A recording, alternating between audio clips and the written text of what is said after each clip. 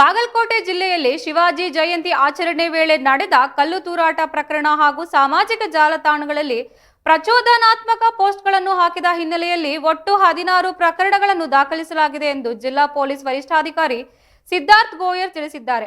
ಘಟನೆಗೆ ಸಂಬಂಧಿಸಿದಂತೆ 13 ಪ್ರಾಥಮಿಕ ವರದಿ ಹಾಗೂ 3 ಎಫ್ಐಆರ್ ದಾಖಲಿಸಲಾಗಿದೆ ಎಂದು ಅವರು ಮಾಹಿತಿ ನೀಡಿದ್ದು, ಜಿಲ್ಲೆಯಲ್ಲಿ ಶಾಂತಿ ಮತ್ತು ಸೌಹಾರ್ದತೆಯನ್ನು ಕಾಪಾಡುವಂತೆ ಸಾರ್ವಜನಿಕರಿಗೆ ಮನವಿ ಮಾಡಿರುವ ಪೊಲೀಸರು ಪ್ರಚೋದನಾಕಾರಿ ಪೋಸ್ಟ್ಗಳನ್ನು ಸಾಮಾಜಿಕ ಜಾಲತಾಣಗಳಲ್ಲಿ ಹಂಚಿಕೊಳ್ಳದಂತೆ ಎಚ್ಚರಿಕೆ ನೀಡಿದ್ದಾರೆ.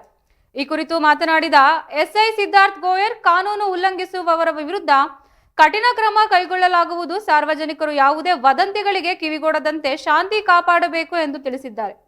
ಶಿವಾಜಿ ಜಯಂತಿ ಆಚರಣೆಯ ಸಂದರ್ಭದಲ್ಲಿ ಕೆಲವು ಕಿಡಿಗೇಡಿಗಳು ಕಲ್ಲು ತೂರಾಟ ನಡೆಸಿದ್ದರಿಂದ ಉದ್ವಿಗ್ನ ಪರಿಸ್ಥಿತಿ ನಿರ್ಮಾಣವಾಗಿತ್ತು. ಅಲ್ಲದೆ ಸಾಮಾಜಿಕ ಜಾಲತಾಣಗಳಲ್ಲಿ ಕೆಲವು ವ್ಯಕ್ತಿಗಳು ಪ್ರಚೋದನಾಕಾರಿ ಪೋಸ್ಟ್ಗಳನ್ನು ಹಾಕುವ ಮೂಲಕ ಪರಿಸ್ಥಿತಿಯನ್ನು ಮತ್ತಷ್ಟು ಹದಗೆಡಿಸಲು ಪ್ರಯತ್ನಿಸಿದ್ದಾರೆ.